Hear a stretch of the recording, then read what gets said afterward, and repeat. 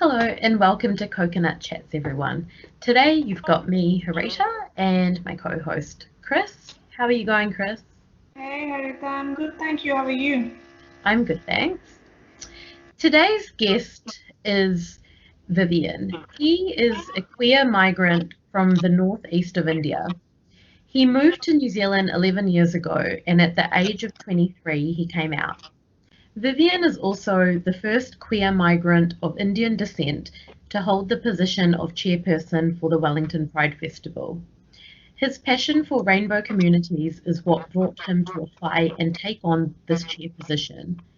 His first year has been a learning of many opportunities, and with his second onset, he's looking forward to building on Wellington Pride Festival and showcasing the wonderful talents of our rainbow communities. He's also from the Khasi tribe, which is one of the only tribes which follows the matrilineal systems in India. So, before I go into too much depth about him, let's hear from him himself. Hey Vivian, how are you? I'm great, thank you. Hopefully you're both well. We are. So, as I said in my introduction, we'd like to find out more about your journey that you've been through in the last 10 or so years. So first things first, when did you realize or first notice that you were gay? And how many years between you knowing you were gay and telling the people closest to you?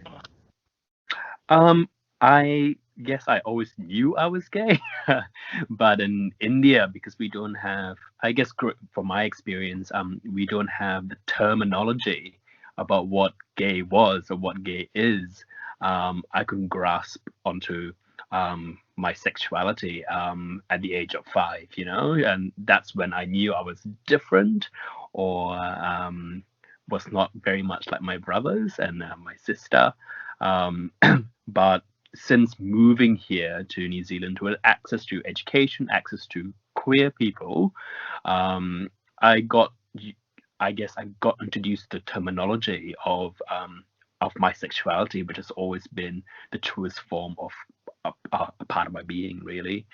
So I came out at 23, so you can notice from the tender age of 5 till the young age of 23, and that just shows the importance of education access and also acceptance within our societies, particularly where I grew up. Hmm. And I told my family, I guess, when I was 23 and when I moved to Wellington, which was a great move for me because that was giving me access to a lot of friends who were from similar backgrounds as well. Yeah. You mentioned Vivian that your family was matrilineal, right? So obviously from the start you've seen some things that are different because most of South Asia is patrilineal. So based on that, what was your family's reaction when you kind of came out?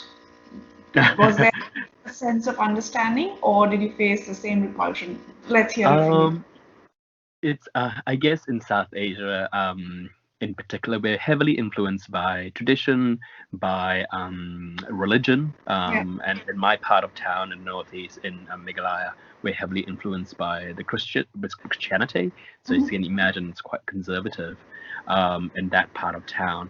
But having said that, when I came out to my family, especially the older generation who have been heavily influenced by the Christian missionaries Yeah. and their way of thinking, they couldn't grasp as to what that meant to them. But however, the younger generation, with my siblings, however, had education access, the internet access to what being a queer person was. They were a bit more accepting. Actually, not even a bit more. They were very accepting. The younger generation, and that's very indicative in India.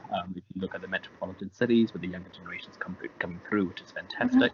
And for the older generations, like my aunties, my uncles, and mothers, and all of that, they've slowly come along the journey. At the end of the day, I am very blessed to be in my family because at 23, when they couldn't conceptualize it or couldn't understand it, they took the liberty, I guess, to educate themselves, to understand that I'm still human. This is a part of me. There's not much they can change, and they shouldn't change at all. And going back home, I think last year was just before COVID, and my auntie sat me down. She's like, "Oh, you know, your brother's getting married." I was like, "Oh yeah, I know." She's like, "Your other brother's getting married." She's like, "I said, when are you going to bring your boyfriend?" And 7 years hence. And for me, that was just fascinating to take on that journey. And that I only speak on my experience, and I know that that's a very privileged situation to be in. And I know there's a lot more work to be done, but we're getting along, and I hope we do get there. You bring an interesting point, Vivian. You just mentioned that your part of the town was influenced by Christianity, like religion per se.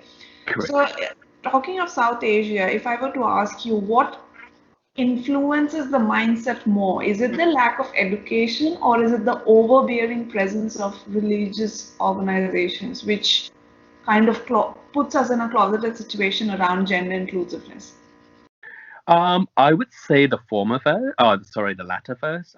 Religious institutions are heavily influencing South Asia because that's where we find commune. That's where we go to places of worship. That's why we find communities. So that's where the echo chamber of conservatism comes sometimes, and about the wrong, how they perceive queer people. And that's that's how I experience it.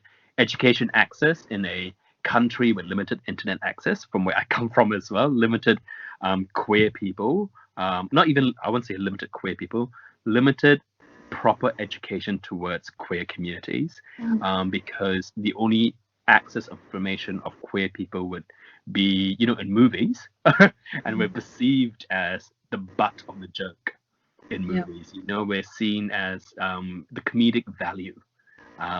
So if that's the only way you're being brought up to our communities, that's not fair.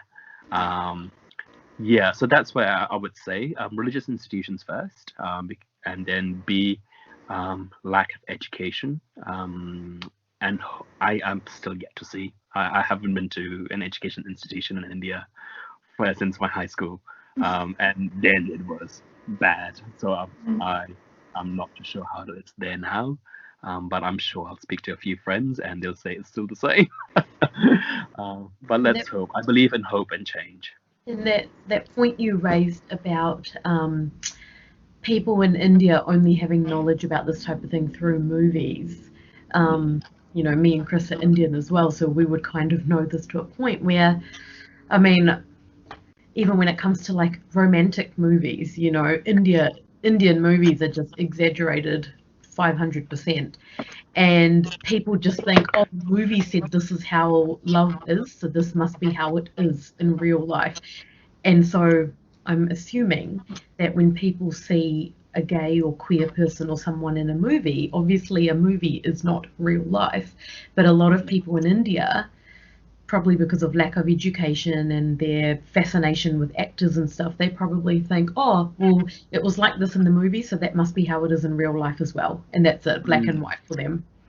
I think to that point, right, I think when parents, I would look from my perspective, when parents only see that, and I think sometimes out of fear, they're like, oh, they cannot be queer, just look at how they're treated. In general, the populace of society, and that might come out of fear, and that certainly was for my mum. That was the only way she knew of queer people. Nowhere else to be seen. And the Bible was the other part that she knew, and everywhere was a sin. Everywhere was you're gonna be treated badly by society. So that's a really sad part of my mum's life, but it is my duty as the one who has information to access to information to take along the journey as well, for people like my mum who grew up in a conservative part of society. Yeah. But Vivian, while you're talking about movies, right? So now I believe a lot of movies are coming through with an increased awareness about the third gender, and they are trying to put it in a positive light, right? When we see these movies, I'm not very much in agreement with still there's a lot of work to be done, I feel. But in your opinion, has that media improved in their way of showcasing the third gender, or do you feel it's just not to the point? Oh no, I don't think they have at all, at all. Yeah, if you look at Bollywood in general, Yeah. there's still no representation of our people. And the third gender, it is an amazing, amazing story. If you look at the Gita, how it all came about.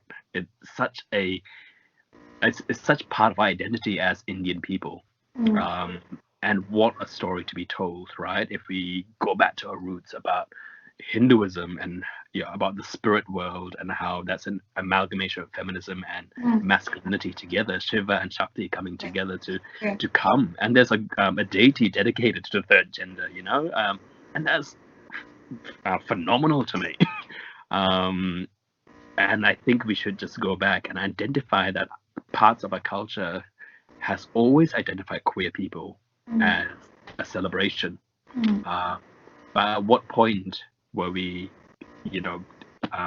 pushed to the marginalization of our people? So, do you think if you were still living in India, and I know this is a bit of a hard question to ask because it's a bit of a theoretical question, say if you'd never moved to New Zealand, you grew up in India and you were still living there, do you think you would have come out to your family and the people closest to you in a different way if you were still living there today? I would absolutely not come out. And that just shows how fearful I was in that part of society. And also, why I wouldn't come out is status of the family. Yeah. We talk about status as Indians all the time. What society will think of your family. Yeah, and because I don't want to use the word escape, because I've migrated to a different country, I have the liberty and freedom to live as a queer person. But even within this living here, there's parts of me that I completely hide. I don't talk to my friends, my mum's friends, or it's all of that we accept you, but also to a certain point in India. So I don't think I would love to think that I would have come out in India, but I just don't see that. If I did live there, I think my brain and the pressure of being accepted by society and then going to the church every Sunday, being bullied, that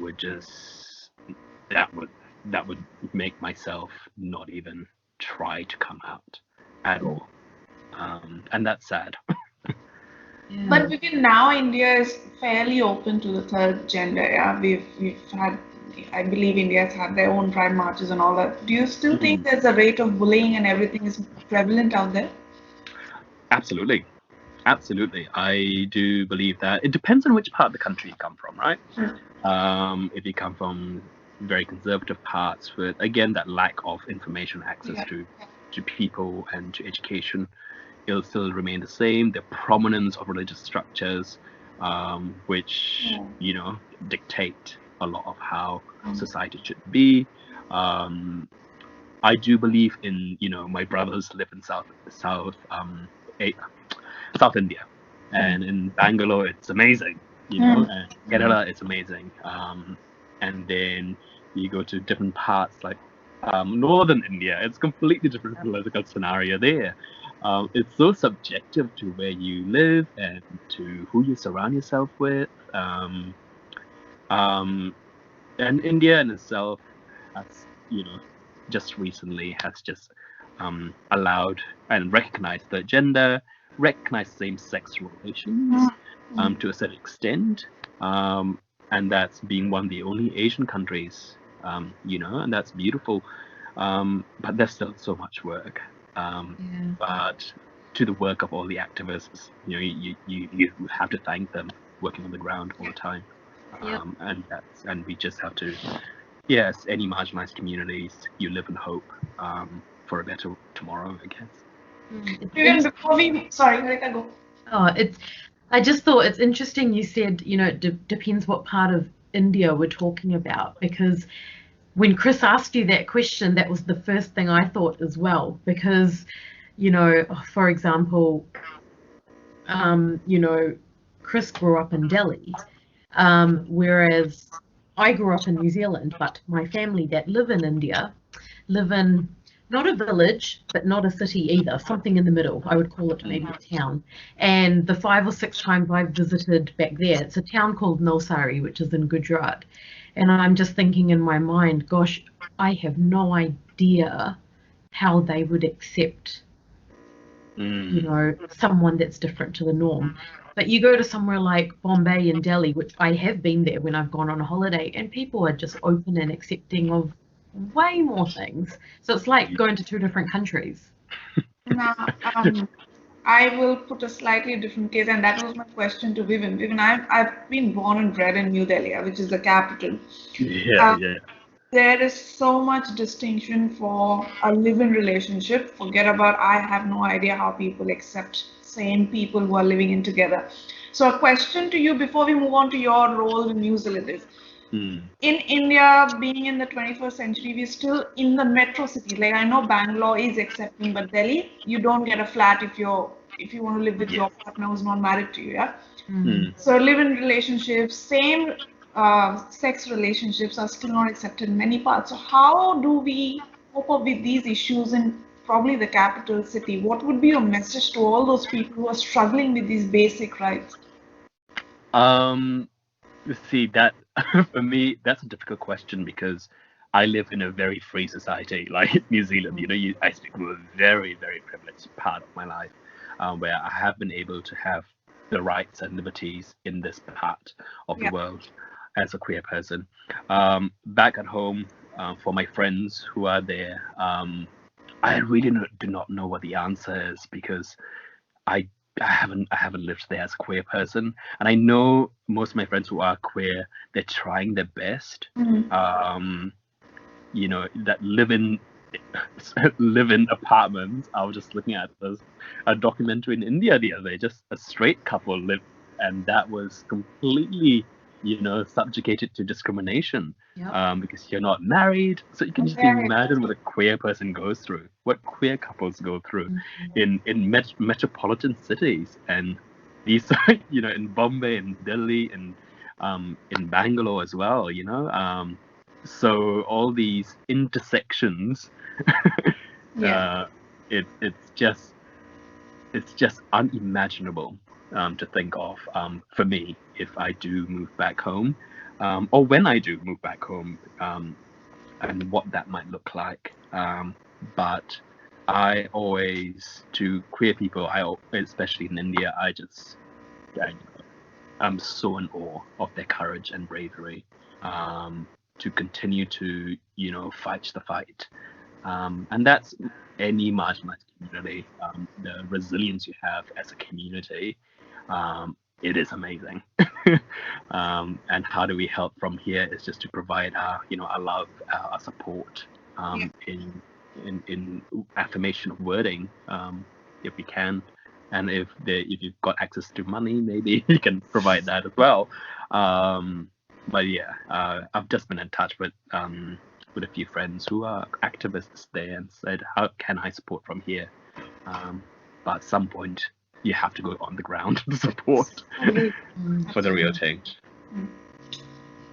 Yeah. So now we'll move on to your life in New Zealand. So as the chairperson of the Wellington Pride Festival, can you explain what your role entails and how it's impacted you and how you think it's, changed you as a person? So it's chairing really the committee. So it's about 9 of us, ensuring things are running in order. The one thing that has really pushed me being chairperson is to really come out as a leader, and really represent, I guess, queer communities. It's so it's taught me a lot of the intersections of our rainbow communities. You know, there's certain, you know, if you look at, if you're a brown person, and then you're like myself, I'm a brown person from India, but also I'm queer, and I'm also a migrant. So there's intersections in that of all these structures that have been created to literally oppress you. So understand all of those intersections as well has really been a eye opener for me, and to understand my own privileges as a person, and then to understand how can I be of support within our own communities to the most marginalized within those communities, and stand by them, or to stand behind them and say, what do you need? How can I help you? It is a very political role. Rainbow communities have always been political. Pride has always been political, and I believe in that completely. That we should always be political in Pride organizations in particular. Yeah, it's pushed me to lead. It's pushed me to the brink of tears most nights.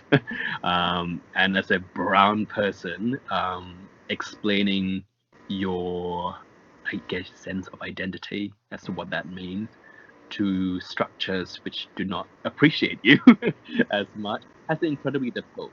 I'm not gonna lie.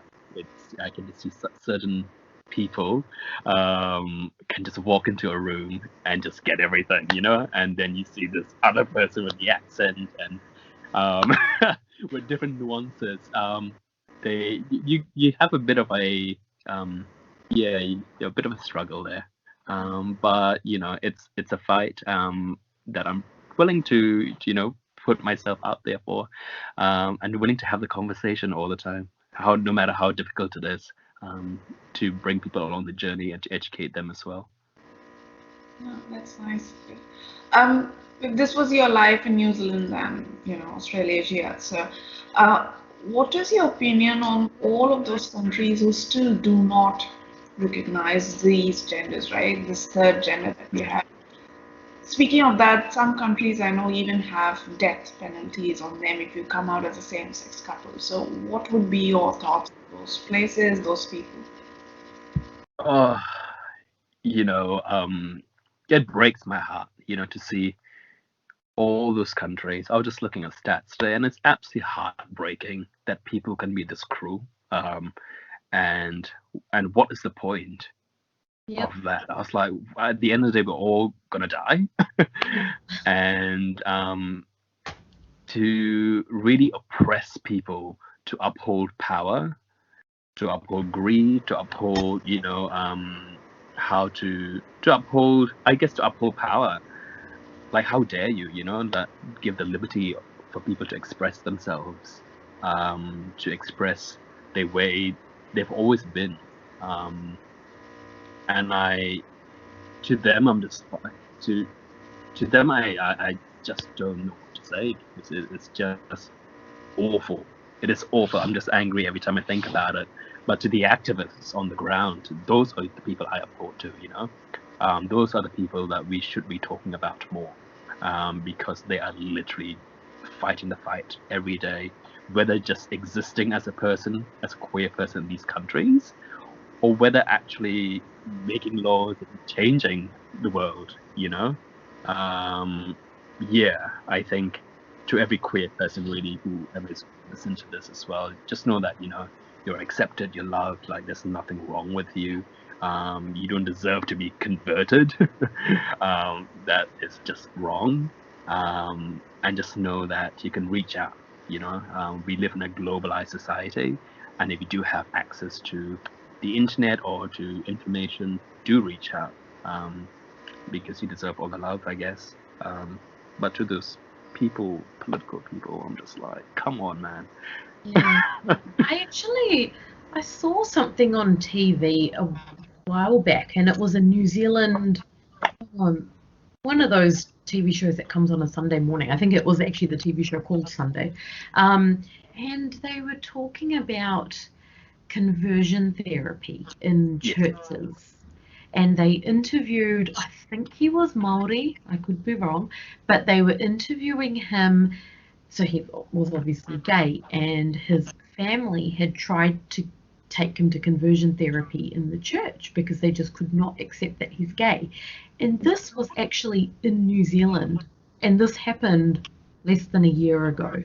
And I was watching this on TV and I was just thinking, wow, I thought New Zealand was miles ahead of this. Oh, I know lots of countries in the world are not, but to see this actually still happening in New Zealand, I just thought, oh my God, I can't believe churches still think conversion therapy is a thing. Like that was, happened in the past. It shouldn't be happening anymore. yeah. And one thing that the guy that was being interviewed said, and I've thought this in the past as well, because I've got a few friends that are gay, and I've had this conversation with them.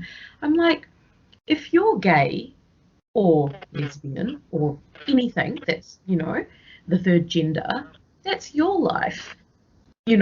I'm straight, I'm married to a man, but you being gay does not affect my personal life in any way, shape, or form. So who am I to tell you who you can marry or how you can live your life? Because you're not telling me how to live my life. So what gives people the right to say, oh, gay marriage is banned or anything like that? Because I'm not living in your house with you. That's your life, your personal life. And this person that was being interviewed on this TV show kind of raised that. And I was like, yeah, like what people would just rather if you're gay, you should just live alone and die alone. And then all the people that are not gay can be happily married and do whatever they want. Anyway, I kind of got off topic there, but yeah, the point you raised about conversion therapy got me thinking about that. The wonderful thing about conversion, the wonderful thing, where there's a bill that's coming through now, which is going to be ending conversion therapy, which has been led by one of the leaders is Shani Lal, who's Fijian Indian, I believe, up in Auckland, and they're doing an amazing job. And I was just interviewed the other day about that particular bill that's going to come through, and that's going to be legalized, and all those archaic process, I guess archaic systems like conversion therapy will cease to exist in New Zealand, which is a fantastic thing that's happening. And it's taken a long time, but we're getting there. So you can imagine in places like our country, South Asia, and we're yet to get there. It's but every time we use the word therapy, we are automatically connecting being a gay as a disease. Right? Absolutely. There's a cure. There's a cure because this is a disease. You cannot be born gay. You are sick with the concept of being gay. That's what people think. Yeah, absolutely. How do we clear people with these mindsets? How do we tell people that, look, this is not a disease, this is something I do by choice? How do we raise that awareness? I have the conversation with a very close family member of mine all the time, because this said person chooses to believe it's a disease, and they're very rooted in the church, and that's what they preach all the time to me. But at the end of the day, to them, I pay no mind sometimes, because he's so rooted, and I'm just like, there is no point in fighting against this anymore. And for me, what I say, because to this person, I'm just like, I have all the love I can give. It's unconditional. My love is unconditional. The church I went to, we went to the same church, and I was taught certain things in believing in unconditional love, and you were taught to be discriminatory to towards people like myself. So at the end of the day, if we're both in the deathbed, I'm gonna go with unconditional love in my heart, and the way you go, I'm not too sure how, but to those people, it's sad. It's sad. But to queer people, again, they deserve all the love they can get, and I would rather pay attention on the queer people because that's where my focus needs to be, rather than people who are not accepting of me. And I'd rather fight by changing the law. Yeah. I'm mindful of time, Vivian, so keep time constraint, I think this would be our last question or last try to you before we wrap up. Would you ever look into child adoption in the future, Viv? Like, or a gay person or a same-sex couple, can they adopt a child in most of the Western communities or New Zealand in particular? If you're aware I'm of not this proposal. too sure actually in New Zealand. I have never looked into that because that answers your question for me. At this stage, I'm not looking at adopting. But with time, probably, I will look at that. But yeah, it's beautiful to see a couple of my queer friends, who is one who is of Indian descent as well. He's just adopting, oh no, not adopting, getting a child through surrogacy, and they were just so melting my heart the other day, just to see him and his partner getting a child, and that just shows, they've got all the love. And this child's gonna be accepted into a beautiful family, an Indian family. When I saw that, I was like, oh my god! I just called him immediately. He's based in Wellington, so I was like, oh my god, you're gonna kid. The child's gonna be so amazing and amazingly loved. Yeah, maybe in the future I will look at it, but not at the stage for me. But to anyone who is a queer person or queer parents, if they can adopt, that would be amazing, because children deserve all the love they can get. Exactly. That was awesome, Vivian. Yeah. Thank you so much for your insight. It's just, Thank you. it's so eye-opening to actually talk to someone who's gone through this, and just, there were so many questions that we wanted to ask you, but we have to be mindful of the time. So maybe we can have another interview with you at another point and go through all the other stuff to think of.